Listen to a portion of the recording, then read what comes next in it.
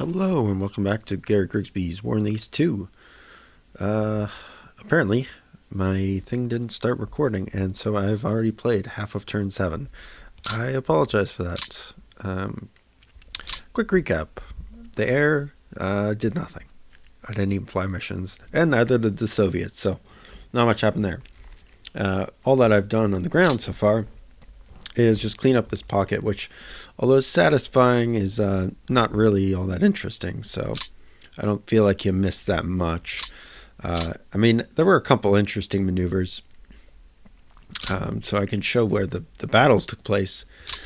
The only really tough nut to crack was this guy here.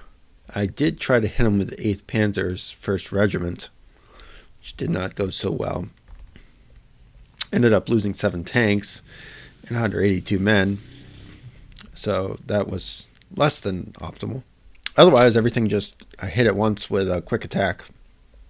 This 126th Infantry Division here went on a rampage. It killed this guy, then it killed this guy, and then it attacked this guy, got a retreat out of it, and then another infantry division came along and finished it off. So I got 4 wins in a single turn, which is really good for it, for morale purposes. So now that's up to 6 wins. I think that might be the high of any of my units. If I just filter to actual infantry divisions here, let's see what the best infantry division is. 121st Infantry Division is my best, with 8 wins, 0 losses. 32nd Infantry Division's right up there with 7 wins, but they have had the brunt. They're in 2nd Corps, and so they've been bearing the brunt of a lot of these clearing out operations, often having to scout things, and as a result, they've lost a couple of battles. But it's not that big a deal. And in a short campaign like this, losing really doesn't mean that much. In a longer campaign, you really don't want to lose battles early on, because that gives the Soviets a chance to get earlier guards rifle units, which you really don't want to face because their morale is insane. And then right after that, we have the 217th Infantry Division, and then the 126th is tied with them. So they're in 3rd place. Definitely not slouches, unlike some of the Finns who've either not seen combat or have only seen 1 combat. Also, we have a couple that are in the negatives right now. This 253rd Infantry Division, I really got to get them some wins. Don't know what is going on with them. Just had some bad luck, I guess, with positioning. But where else was this guy deployed? He's also been on the very cusp of the spear, I think. The rest this guy's been kind of clearing out operations, but part of the reason for their loss is that their corps commander has been way the hell down here, and then they've been down here. So what I'm going to do shortly is to bring the corps back together and try to get some wins under their belt, because unfortunately they're right up front here, and they've been basically beating against the wall the whole game. So the other portions of the division, so I got 5 wins between these two, but then this guy here has been doing a lot of clearing out operations, so he's 1 and 2. So I don't know exactly how the game's going to calculate that. Probably 3 or 4 wins at the end of the day. But realistically, what I wanted to do with this turn down here is just clear out as much of the pocket as I could, and I basically cleared the whole thing out except for 2 units. So I'm not too worried about the prospects of clearing that out next turn, and that's good because that means the whole southern half of the map is clear. I also started moving towards this at the end of last turn, so I think I'm going to cross here now and see how far I can get in the next few turns. Hopefully I can step onto that next turn. I think I can. Let's see what else we can do in Estonia since we're here. Get the depots. That's always good. That's a 1. So we could probably hit that. Yeah. Just a regiment. That's what I like to see. And we're pushing right for Talinn. Okay. They might not have too much here.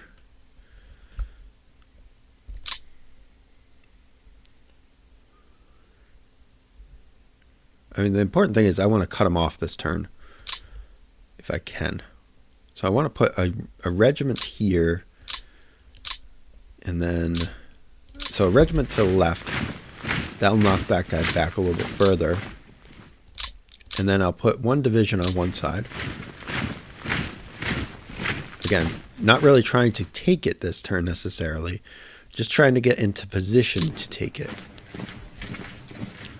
Now I say that, but I can get a 2-to-1 there. If I had a little bit more movement points, I probably could take it straight up. But I'll give it another turn. I'm not in a rush. I mean, I am in a rush, but I don't want to do stupid things. The only other thing I did so far this turn was, you can see here, I did do a couple of combats. I did take the airfield here, which is also an objective point. So I was able to take that. I am going to eventually push towards Adriapol, probably with just infantry. I'm going to probably try to swing back 8th Panzer Regiment around as soon as this stuff is cleared up, which hopefully should be next turn.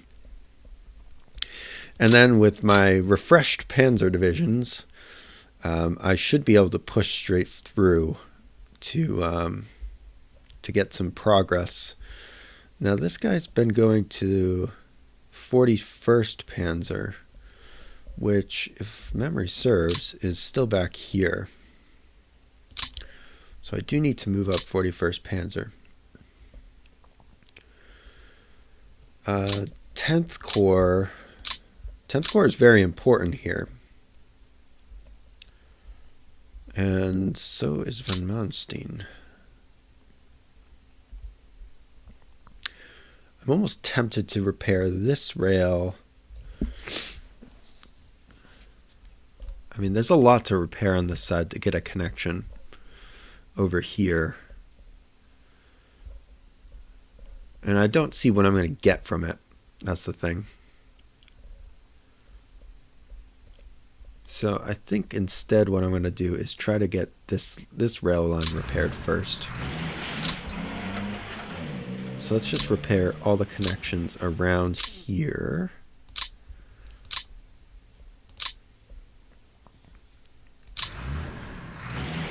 I should not have put him on the front lines there. Oops. Oh well.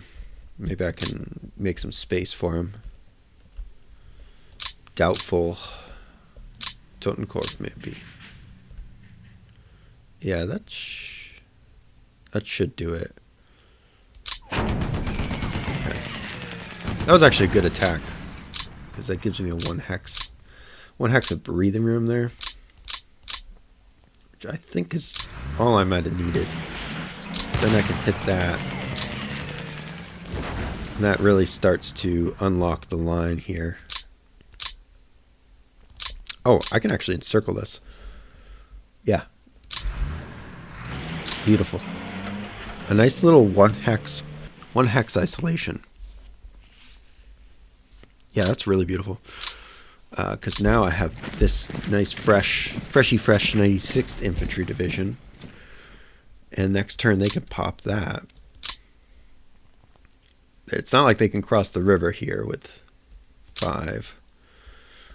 If I'm really concerned about it, I could drive someone up. In fact, I can't quite reach with him, but I could swap them into there. Put the security division there, and then at least if he breaks out, he's breaking out south.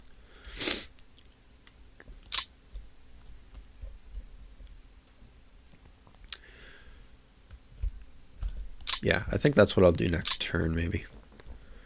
But that's great, getting a little encirclement like that to kill 2 divisions. Well, a brigade in a division. Still, good. Less bad guys to fight is good.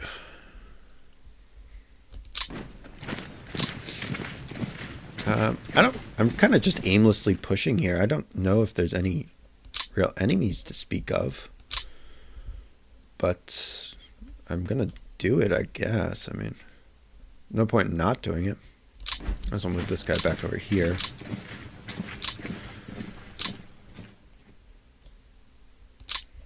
I guess we'll all kind of meet up back here. These guys are just taking a long way. Oh, holy crap. 102. Why is that so high? Okay, let's see if I can outflank him.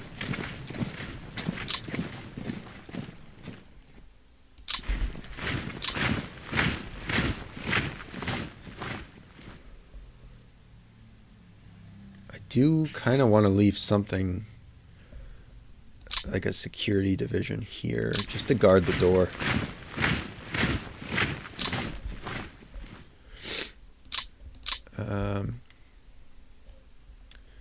Yeah, maybe this other regiment can guard the door there.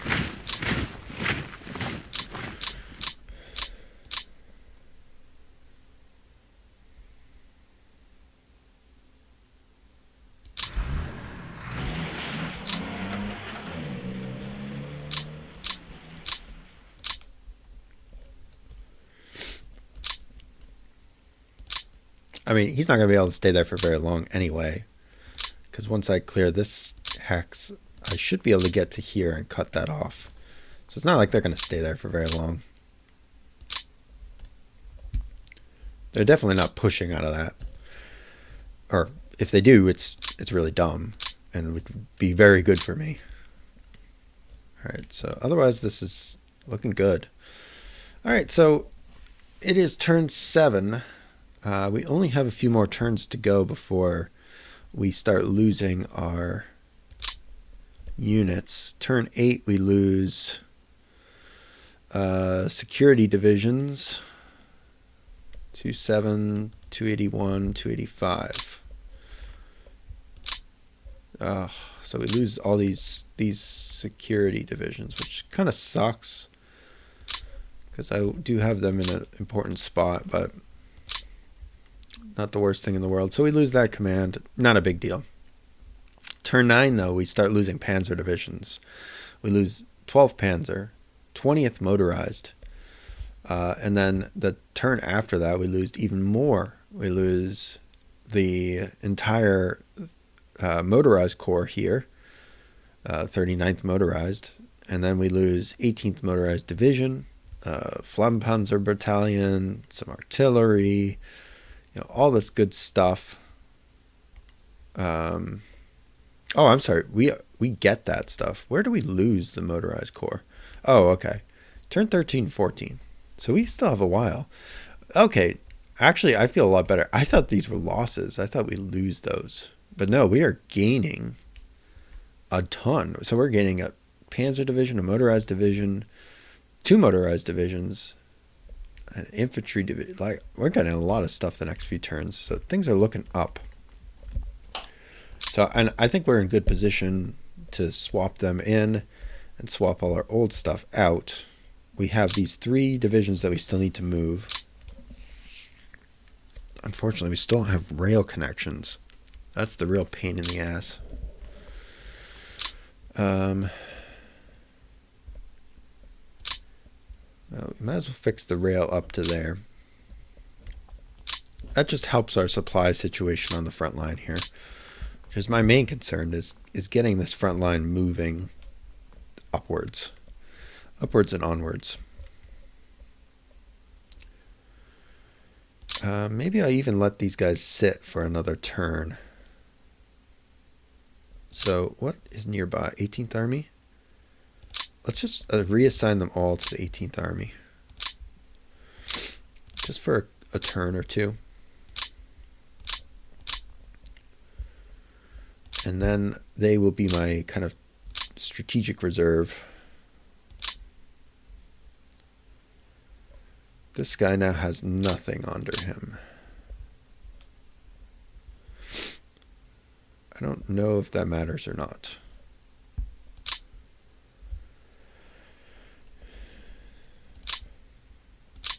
First Corps has done really well so far. Oh, man. All right. Well, that's it for the Germans, I think. Let's do the Finns.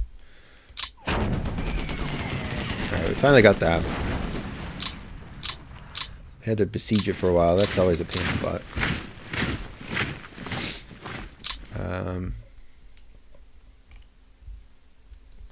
All right, let's get to our objective here. Cross the river.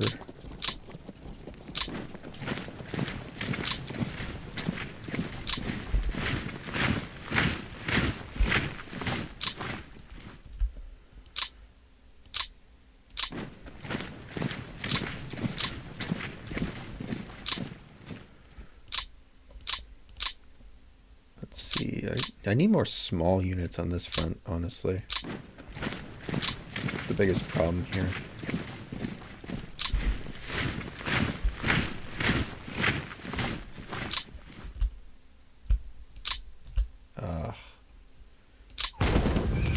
I didn't think I would do anything there. Just wanted to see exactly how many men they had. So it is one of the smaller rifle divisions, I think. It is only 8,355. So we should, if we are on full preparation, we will obliterate that thing. Problem is we were not fully prepared for that combat. We'll leave these guys in the rear areas, I guess. I mean, we really need to get them moving forward. That's the problem. So we're going to commit another division up to here. Another 2 divisions up to there. And then this division can start pushing down the road. Kind of behind the regiment. I guess we can just walk in there. No point in not doing that. And so the scenario ends basically for the Finns once you get to the border. You can't cross the border. That's why I wasn't too bothered with it, because it's really not difficult to get this far.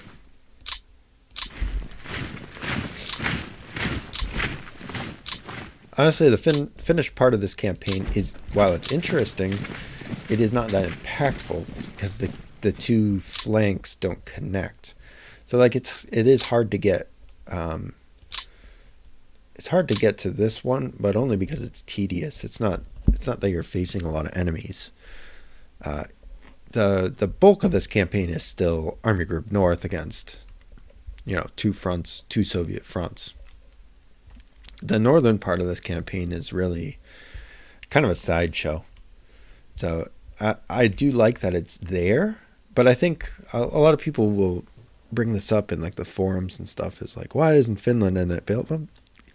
It really is just kind of a sideshow compared to the main campaign. Although it opens up interesting possibilities for the Soviets if you are doing like naval invasions and stuff. I don't think it's that useful for the Germans because it's hard to link up with them. Would it be cool if you could? Yeah, obviously, but it is not that easy on anything above the easiest difficulty level. Oh my god, the stupid guy is still fixing rail lines in the back. I really need to move up. I think that's what I'm going to have to do. I think I got to move up Army Group North to Riga. I think I just got to bite the bullet and do it. Otherwise, they're just going to eternally be sending these guys out into the rear areas when I really, really need them to go forward. So, like, I don't care about the rail network down here. I don't care. I want them to fix this, especially this area here. If I could get this connected, like this one, these ones here, and then this to here. I honestly am considering bringing back my rail unit just for that one purpose. Although my entire strategy has been to just rail everything in, I really would like them to get hooked up at this point. The double rail is nice, though. It's definitely a better strategy going this way, because it's on turn 7 of my other campaign. I'll tell you, I didn't have squat for supply up here, and I had already transferred planes in. I actually captured Pskov on like turn 5 in my other campaign, but I was not as solid. Like this campaign, this flank is rock solid. Like nothing is coming in from over here. I've cleared so many units out. And if you look at losses, just losses alone, we've inflicted 82,000 losses this turn. I mean, that's a lot just of men. Most of those captured because we've got actual destroyed units. So we destroyed 8 units this turn, 4 or 5 rifle divisions, 2 brigades, and their fortress. The prior turn we got even more. We destroyed a lot of divisions. So you can see here we've kind of ramped back up our destruction level. And in terms of manpower losses, they've been pretty steady for them on the turns where we don't catch a giant pocket. They've been losing like 20 or 30k, and we've been losing like 3 or 4k, the relatively inactive turns. But then when we pop their pockets, they lose like almost 250,000 men sometimes. So overall, victory point wise, it's still neck and neck. I'm not thinking we're going to win this scenario. I still kind of think we don't have enough. It might change, but it's going to be close. So right now it's saying we have a slight lead in victory points. But the problem is at the end of the game, if we don't capture Leningrad, is this kind of all for nothing? Because we have to have a 500-point lead, basically. We need a lot of room. If we're like, I mean, there's a couple of towns here that we're gonna get. And now that we're just behind schedule on Luga and Novgorod. If we could get those 2, that would help. And the bulk of our points have been from destroying the enemy's army. But if we could get... I mean, they're going to lose Talinn. They lost to No. They're going to lose Andreapol. And probably Staraya Russa. If we could also get Luga and Novgorod, that's going to get it to be pretty close. We just have to be 500 ahead. Well, really, 600 ahead. Right? Because we will take all the Finnish places, I assume. The ones we're not going to get are Leningrad, Northwest Leningrad, this one, which I don't know how the hell you get that. We're not going to get Kabona. We're not going to get Oranienbaum. So at best, we're going to get up to this line here, but we'll have everything south of it. I think that's probably where we're going to end. Well, we'll see. We'll definitely be able to get this, assuming they don't have like a hidden army there. But I don't know, maybe the second wave of Panzer units coming in will help break open the doors. But the doors are a lot harder to break open at this point because you've got giant forest here to make it through, or alternatively, giant swamp over here to make it through. And your best route is right up the middle, right through all of their units to get to the gates of Leningrad. But there's no objectives on the way except for Luga. So if you go right, you do open up the chance to get up to all the way up to these 3. Even if it's a slim chance. And you can maybe encircle them on the northern side. But even that, the terrain's not super favorable here. Like you can definitely do Novgorod to this clear hacks to here, to here, here. I mean, this is your best route through all the light woods area. But then you come to the crossings like this, where what do? It's bad terrain all around. So you're kind of like there in one turn, and then maybe here in the next. Like that's how slow it is.